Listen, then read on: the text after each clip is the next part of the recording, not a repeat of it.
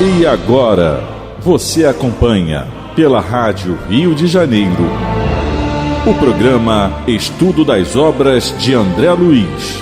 Vamos refletir sobre o livro Mecanismos da Mediunidade. Produção e apresentação, Deusa Nogueira. Queridos amigos, ouvintes da Rádio Rio de Janeiro, estamos nós estudando sobre a mediunidade, mecanismos da mediunidade do próprio, através dos médiuns Francisco Cândido Xavier e Valdo Vieira. E estamos no último capítulo, em que ele vai trazendo para nós Mediunidade Jesus e Mediunidade, é o capítulo 26. E hoje nós vamos entrar no tema Mediunidade Curativa.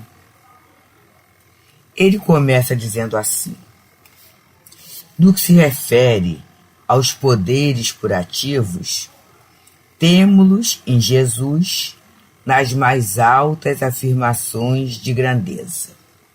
E é muito interessante, meus amigos, a gente parar e entender a cura. E para a gente meditar sobre a cura, é necessário refletir sobre a questão da saúde. O que nós entendemos como saúde? É interessante que o nosso conceito de saúde, ele se prende muito ainda às questões da euforia orgânica. E a euforia orgânica relacionada a poder fazer tudo aquilo que eu quero, na hora que eu quero, no tempo que eu quero, do jeito que eu quero.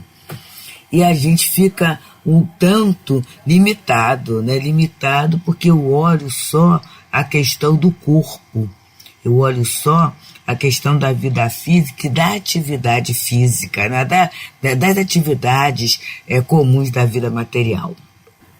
Mas o noticiário e a própria vida tem nos trazido pessoas que nós julgamos saudáveis pela configuração exterior, pela beleza e às vezes até por alguns indícios. Por exemplo, nós hoje falamos muito de saúde financeira, que é algo interessante para o nosso aprendizado, para a nossa meditação, para a nossa organização da vida material.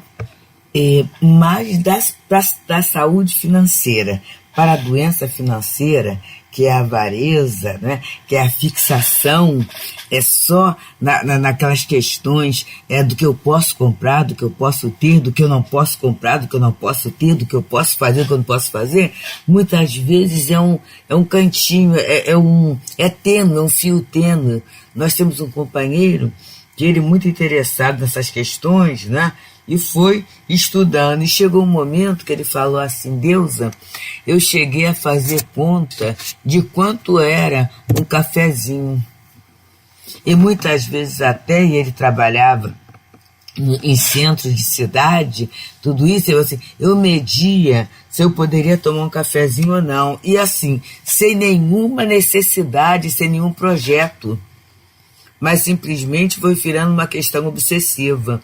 Então, essa questão da saúde e obsessão é algo assim sério, que deve ser levado em conta no momento em que a gente vai se reavaliando, no momento em que a gente vai pensando na nossa reencarnação, na nossa vida, no nosso tempo, nos recursos que nos são dados e por que nos são dados, nos relacionamentos que surgem. E aí a gente tem em André Luiz, nessa obra, muito interessante, quando ele nos fala da atração dos circuitos que a gente fecha muitas vezes, né? E nos circuitos que a gente abre. É uma lição belíssima, um aprendizado belíssimo desse livro, e a gente vai vendo os pontos que vão interferindo na nossa vida, onde é que eu vou entrando com o meu entendimento, onde é que eu vou entrando com a minha maturidade, com tudo aquilo que eu consegui amealhar em termos de conhecimento doutrinário, em termos de conhecimento cristão, ao longo do tempo. Então, meus amigos, são esses aspectos, né, que a gente começa a pensar em termos de saúde. Podemos tranquilamente estar passando por uma prova no nosso corpo físico, pelo nosso corpo físico comprometido, doente. Podemos estar passando por essa prova e podemos estar saudáveis. A gente lembra muito, muito, muito de companheiros nossos, e no outro dia na prece, que era feita assim com o grupo do Leon Denis, né? Tem uma prece toda quarta-feira com os associados efetivos, quartas e sextas. E é um grupo pequeno, e a gente aproveita, estuda um trechinho do Evangelho, é meia hora, é uma hora, né? Estudamos um trechinho do Evangelho e fazemos uma prece para casa, né? E a gente lembrava da nossa querida Lourdes Souza. O tema era a comemoração do aniversário da publicação de O Evangelho segundo o Espiritismo, e aí a nossa Lourdes Souza era que fazia o estudo e que trazia para nós... Desculpa, a nossa Lourdes Souza. A nossa Maria Emília falava, nossa Maria Emília conhecida de todos vocês, falava da nossa Lourdes Souza, que era alguém, né, assim, com muito gosto pelo Evangelho. E a nossa Lourdes Souza, ela possuía um câncer que foi pelos ossos, tudo isso, e a dor era muito grande. Então, no momento em que já estava assim, que ela já não podia levantar, e depois a própria filha percebia que ela falava assim, aí passa vovô Pedro, né? Porque já não tinha mais nada a fazer, ela sabia que não tinha mais nada a fazer, já que ela era da área de saúde. E a filha falou que uma vez indo passando, né, assim pelas costas, ela viu que a coluna já estava esfarelada. Olha só que coisa séria. Mas ela, foi lúcida até o momento da desencarnação. E aí a Maria Emília, um dia indo visitá-la, ela falou assim, Maria Emília, você vai acreditar numa coisa que eu vou falar para você? A Emília falou assim, pode falar. Aí ela falou assim, quando a coisa está insuportável, eu pego o Evangelho e coloco em cima de onde está doendo, porque ela também começou a ter um processo anginoso, né, de uma angina ali, e aí é o meu alívio. Você acredita? Aí a Emília falou assim, é claro que eu acredito, porque é o momento em que a sua mente, né, busca o mais alto, estabelece uma ligação com o mais alto, então você abre campo para que o socorro chegue. Então a gente fica pensando, e eu penso com muita emoção mesmo, a nossa Lourdinha fazendo parte desse grupo dos doentes saudáveis. O corpo muito comprometido, a doença muito séria, mas ela conseguia manter um estado de saúde espiritual, a gente pode dizer. E ela, certa feita, falou para mim assim, Deus, eu sei que o câncer, essa questão toda, tem a ver com a minha vida, tem a ver com o meu passado, tem a ver com as minhas escolhas. Isso é tranquilo, né? O que eu quero mesmo, é daqui para frente, né? Pensar daqui para frente, a minha fidelidade a Jesus. E aí ela virou e falou assim, enquanto Deus me der lucidez para falar, e sentimento para orar, eu estou no lucro. Olha que interessante, meus amigos. E aí, quantas pessoas que a gente conhece, muitas vezes nós mesmos, que sem passar por um câncer, sem passar por uma doença, sem passar por dificuldades assim, a gente está doente. A gente não está saudável. Quantas pessoas, né, tendo assim uma saúde, tendo um conforto, porque a gente muitas vezes não avalia a bênção que é você ter um lar, você ter uma casa para voltar, quase sempre, e tem até um texto no Momento Espírita que fala, né, lar, lugar para voltar. E a gente, como sempre teve, a gente acha que é assim mesmo, que não tem que agradecer, que não tem que falar nada sobre isso, que as coisas estão postas e é desse jeito mesmo. e como a gente perde em qualidade de vida, porque aprendemos no encontro de Leon Denis, no 35º encontro de Leon Denis, em que houve um momento de um telejornal, né, no final, em que se falava sobre a neurociência, e aí é assim, gente, sem gratidão não há felicidade, não há saúde. Então a gratidão é um sinal de saúde. E para eu ser agradecido, para eu ser grato, eu tenho que avaliar. E quando eu falo da casa, né, eu sei que a maioria de nós, aqui, pelo menos os ouvintes e tudo, estamos sintonizando a rádio através dos nossos lares hoje, então, através de ter um local para voltar, para ficar. Não interessa se é próprio, se é alugado, nada disso. Mas temos um local de referência. E aí, muitas vezes, nós não avaliamos, não valorizamos, não agradecemos esse local de referência que nós temos.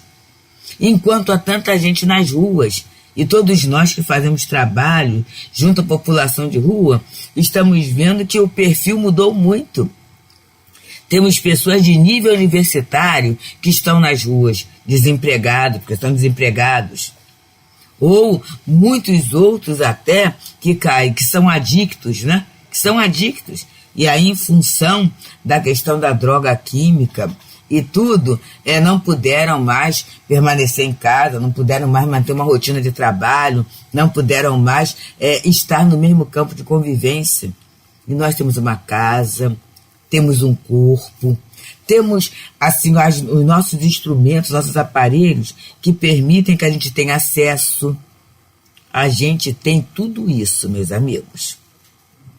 Mas muitas vezes o nosso momento é de queixa, é de reclamação, é de buscar não sei o quê.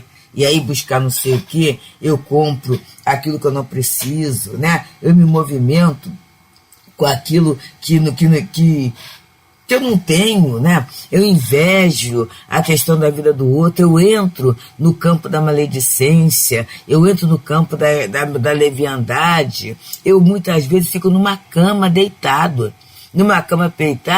com controle remoto, procurando, conforme a Luzia Matias fala, a felicidade na TV. Outras vezes gasto um tempo enorme em redes sociais sem estar procurando nada, mas me comprometendo grandemente, não é, com assuntos que estão fora da minha faixa. Né? E aí, vamos pensar quem é que está mais saudável. Aquela companheira, como a nossa Lurdinha Souza, que estava lá com seu câncer, mas colocava, né, tinha uma compreensão que o câncer tinha a ver com resgate. Mas enquanto ela tivesse lucidez, para falar do Evangelho, para ler o Evangelho, e sentimento para orar, ela estava no lucro? Ou a gente, muitas vezes, que com todos os recursos ao nosso dispor, entramos no campo da queixa, entramos no campo da desorganização, entramos no campo de gastar o tempo, né, da maledicência, de uma série de situações que aí sim são os sinais precursores de doenças futuras. Então, quando a gente fala na questão da mediunidade curativa, a gente tem que pensar muito. Tanto aquele que vai buscar o médium buscando para conseguir a cura, de saber por que ele quer aquela cura, o que ele vai fazer daquilo que ele recebeu. E nos lembramos de outro companheiro também muito amado, nosso Paulo Cordeiro, que num determinado momento ele teve uma complicação cardiológica. E aí teve todo o atendimento e conseguiu sair bem. Aí quando ele saiu bem, as pessoas falaram assim, agora você vai parar um tanto de fazer palestras, né? Vai parar um pouco de trabalhar. E aí ele falava assim, vem cá, mas eu fui salvo para quê? Eu saí disso para quê? Olha o entendimento. E aí continuou ele no seu movimento de trabalho, no seu movimento de estudo, no seu movimento de esforço, né, para a elevação. Então é isso. Para que eu estou fazendo isso, né? Por que o meu movimento é assim? Então são questões que a gente precisa parar, a gente precisa meditar, a gente precisa valorizar para o entendimento do que é a saúde e se é realmente a saúde que nós buscamos, porque muitas vezes com essa questão de estar buscando a saúde, a gente está buscando comprometimentos e doenças futuras, né? Esse futuro próximo ou mais distante. Então é por isso que estamos nesse último capítulo, que é o capítulo 26 da obra Mecanismos da Mediunidade, do nosso André Luiz, através dos médiuns Francisco Cândido Xavier e Valdo Vieira. O tema é Jesus e Mediunidade e o subtema é Mediunidade Curativa. E aí André Luiz vai falando, né, que no que se refere aos poderes curativos, temos-los em Jesus nas mais altas afirmações de grandeza. Cercam-no doentes de variada expressão, paralíticos, estendem-lhe membros mirrados, obtendo socorro. Então a gente tem aquele episódio muito lindo do homem da mão mirrada. E aí ele está com aquela mão, né? E é interessante a gente pensar que a mão mirrada, ou qualquer defeito físico, ou qualquer ausência de um órgão, de um membro, naquele momento era considerado maldição.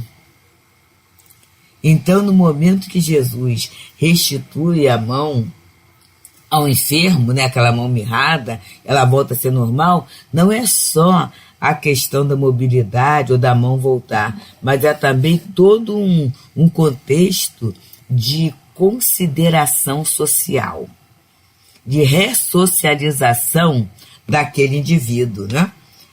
E ele coloca, cegos recuperam a visão. Então, cegos, são vários, né? É o cego que a gente conhece muito, muito, muito, né? Que é o cego de Jericó, em que Jesus pergunta, o que queres que te faça? E parece até uma pergunta sem lógica. Se ele é cego, ele quer ver, não. Mas sabe lá se a necessidade dele maior era a visão? Se ele considerava como necessidade maior aquela visão?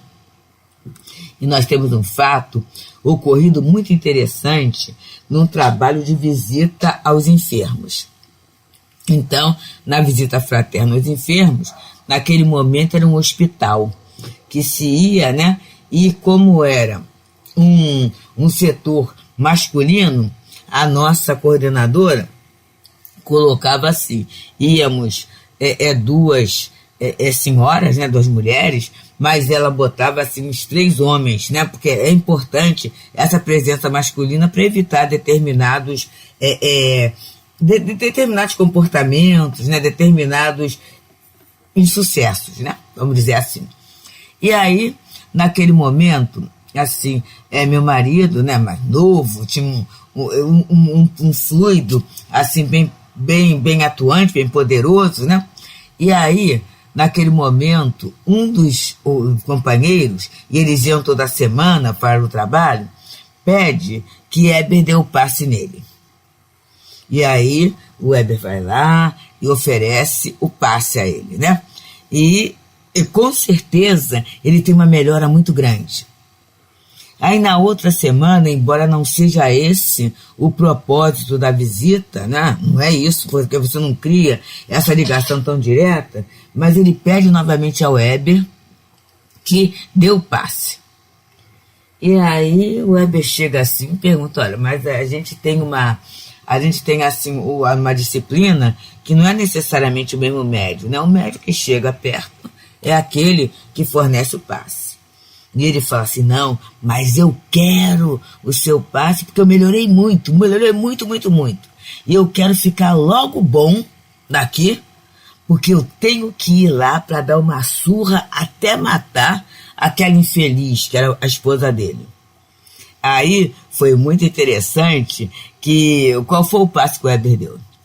Passe dispersivo, dispersou energia, orou bastante, e aí a partir dali o convite foi socializado, né? As pessoas souberam de como era aquele companheiro, né? Então o o quadro foi estudado por todos, e cada um de nós, quando chegávamos para dar passe, era de pacificação, falando durante o passe, pedindo a Jesus, né?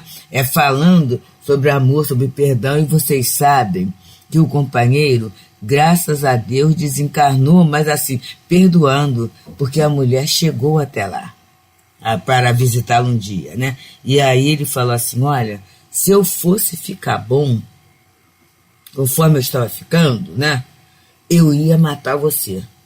Mas vieram pessoal aqui de um tal de espiritismo, e vocês sabem que eles mudaram a minha cabeça?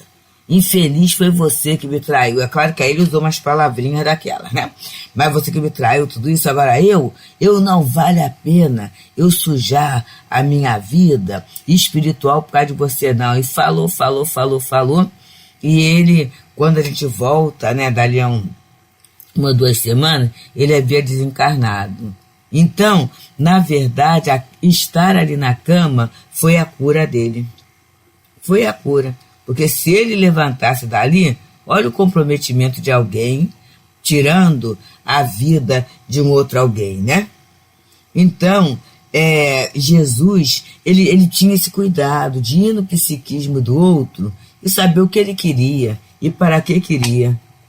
Os cerados mostram-se limpos, alienados mentais, notadamente obsidiados, diversos, recobram equilíbrio, né? E a gente tem o jovem lunático, a gente tem aquele que caía na sepultura, a gente tem aquele até que era obsidiado assim por vários, né? E o Espírito se denominava legião, né?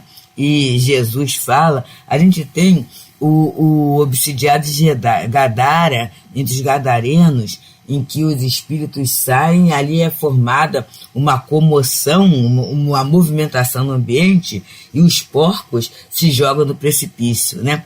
E ali naquele momento, tanto o obsidiado quanto Jesus são expulsos do lugar, porque eles eram criadores de porcos, né?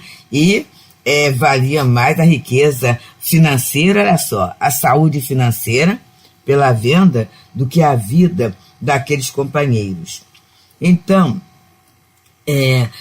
é o trabalho de Jesus. E aí o nosso André Luiz fala, né? É importante considerar, porém, que o grande benfeitor a todos convida para a valorização das próprias energias. E aí a gente pode parar por aqui e pensar assim, eu estou valorizando as minhas energias? Eu estou valorizando a minha saúde? Após uma dor mesmo, às vezes temos dores ligeiras e ali a gente pode fazer o uso de um analgésico, de uma determinada medicação. E aí eu fico bem. A partir do momento que eu fico bem, eu estou valorizando aquele bem-estar para fazer algo bom? Ou eu, muitas vezes, o mal-estar me interrompeu uma ação nefasta. E aí, no momento em que eu recupero a euforia da saúde, né? A euforia de estar sem dor, de estar bem, eu volto para fazer aquilo que eu não devia fazer. Então, amigos, são esses pontos que precisam ser pensados, meditados, constatados por cada um de nós em particular. O que eu faço daquilo que eu recebo? E quando a gente fala aquilo que eu recebo, eu recebi a saúde ou recebi a doença, recebi a força ou recebi a fragilidade. O que eu faço com isso? E a partir daí, né, a gente, aí sim, quando eu começo a pensar, quando eu começo a refletir, quando eu começo a dar uma direção à minha vida, e aí eu tenho que pensar nessa direção, segundo as ideias materialistas ou segundo as ideias espíritas que eu digo professar. Então, quando eu começo a me ver como espírito imortal, a ver como tempo esse grande patrimônio e a me comportar como filha de Deus, aí sim, gente, a cura estará se processando abundante e generosamente em mim. Muita paz. A Rádio Rio de Janeiro apresentou o programa Estudo das Obras de André Luiz. Produção e apresentação, Deusa Nogueira.